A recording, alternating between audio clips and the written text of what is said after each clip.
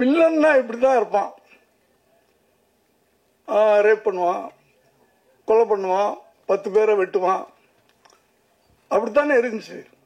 அதை பூரா இப்ப கதாநாயகர்கள் பண்றாங்க. புது டைரக்டர், நான் புது டைரக்டர், இப்படித்தான் இருக்கும். அப்பதான் இந்த வெற்றி முழுக்க முழுக்க அந்த ஹீரோ தலையில போய் உட்காரும். அதே மாதிரிதான் நான் என் மகனை கூட நான் ப்ரமோட் பண்ணது.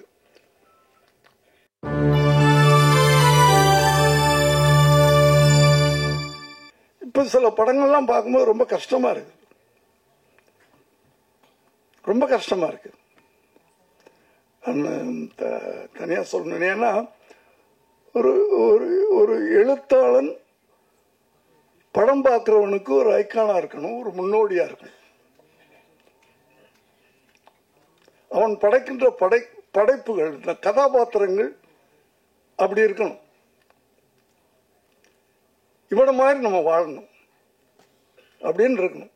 கத்தி எடுத்து தலை வெட்டு, கையை வெட்டு, இப்படியே வெட்டு அப்படின்னு சொல்லிட்டு படம் பார்த்துட்டு வெளியே போனவன்னா அவனும் கத்தி எடுத்துட்டு கையை விட்டு காலை விட்டுக்கிட்டு இருந்தா இந்த இளைய சமுதாயம் என்ன ஆகுறது? அந்த பொறுப்புணர்வு, சினிமான்றது சாதாரண விஷயம் இல்லை. இப்போ இந்த படம் வந்து ஒரு கத்தி இல்லை, ரத்தம் இல்லை, துப்பாக்கி சத்தம் இல்லை, ஆனால் ஒரு ஒரு பவர்ஃபுல்லான விஷயம் இருக்கு, பவர்ஃபுல்லான விஷயம் இருக்கு. ஆனா அந்த பவர்ஃபுல்லான விஷயத்தை நாங்கள் சீரியஸா சொல்லல. அதான் இதனுடைய வெற்றிக்கு அது ஒரு காரணமா இருக்கும். ரொம்ப சீரியஸான விஷயத்த ரொம்ப சீரியஸா சொன்னாலும் கஷ்டப்பட்டுருவீங்க. ரொம்ப யதார்த்தமா அழகா அப்படியே சிரிக்க வச்சுக்கிட்டே அப்படியே கொண்டு போறது, நல்ல விஷயங்களை சொல்லணும். ஒவ்வொரு படமும் ஒரு பாடமா இருக்கணும்ன்றதான். ஆனா இப்ப வர நல்ல படங்கள் பண்றாங்க, அவங்க நான் யாரையும் தப்புன்னு சொல்ல வரல. ஆனால் அவர்கள் அந்த படங்களை பார்த்து ஒரு ஷோல 100 பேர் படம் பார்க்கறதால ஒருத்தனாவது அந்த படத்தை பார்த்து இவர் மாதிரி நம்ம இருக்கணும் அப்படின்னு நினைக்க வைக்கணும். அந்த காலத்து படங்கள் அப்படிதான் இருந்துச்சு. வில்லன்னா இப்படிதான் இருப்பான், ரேப் பண்ணுவான், கொலை பண்ணுவான், 10 பேரை வெட்டுவான், அப்படித்தானே இருந்துச்சு. அதை பூரா இப்ப கதாநாயகர்கள் பண்றாங்க. யாரு வில்லன் யார் கதாநாயகன்னு தெரிய மாட்டேங்குது படம் பார்க்கும்போது. நான் உண்மையில நீங்க யாரும் தப்பா எடுத்துக்காதீங்க, தப்பாவும் எழுதிடாதீங்க. என்னுடைய உணர்வுகளை நான் சொல்றேன். என் வயசுக்கு நான் சொல்லலாம். யாரு ஏன்னா படம் பார்க்கிற யூத் அவங்களை எப்படி நம்ம கொண்டு போகணும்? மாமியார் மருமகளும் சேர்ந்துக்கிட்டு என்ன பிள்ளைய கொள்றாங்க, அப்பாவை கொள்றாங்க. இப்படியெல்லாம் நடந்துகிட்டு இருக்கிற ஒரு சமுதாயத்தை நம்ம கரெக்ட் பண்ணணும்னா சினிமா ஒரு ஒரு அறிஞர்டா சொல்லுவார், சினிமா மாதிரி ஒரு பயங்கரமான ஆயுதம் வேற எதுவும் இல்லை. அந்த ஆயுதத்தை கரெக்டா நம்ம யூஸ் பண்ணோம்னா இந்த இளைய சமுதாயத்தை திருத்த முடியும்.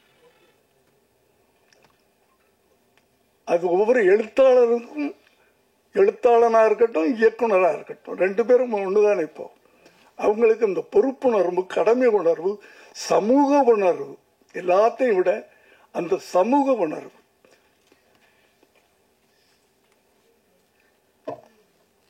அப்படியாப்பட்ட ஒரு நல்ல படத்தை எடுத்திருக்கிறோம்.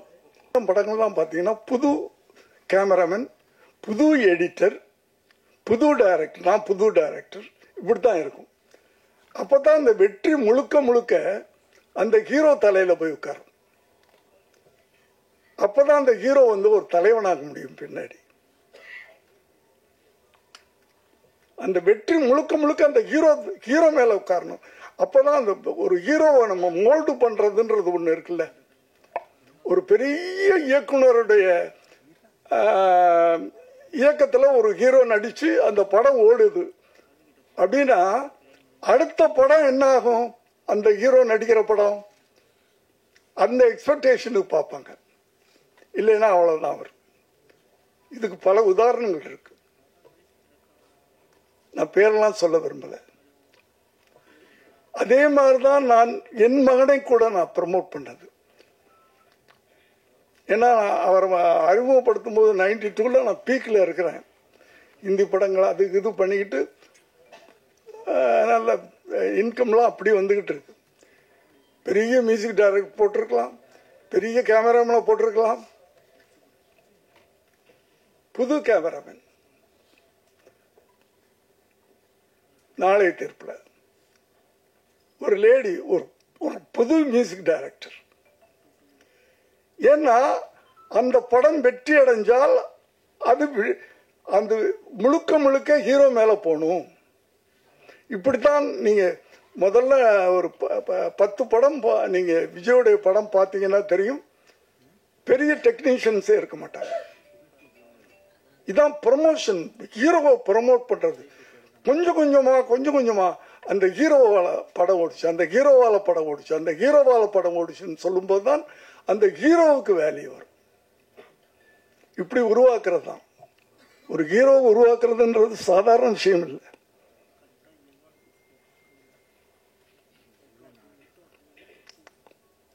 அத போல எதுக்கு சொல்ல வந்தேன் அப்படின்னு சொன்னால், இந்த கதை எங்களை உருவாக்கி இருக்கிறது. இப்போ ஹீரோக்குள்ள இந்த படம் ஓடின பிறகு நான் தைரியமா சொல்லலாம், இந்த கதை என்னை உருவாக்கி இருக்கு, இந்த கதை அந்த டைரக்டர் உருவாக்கி இருக்கு, இந்த கதை மியூசிக் டைரக்டர் உருவாக்கி இருக்கு.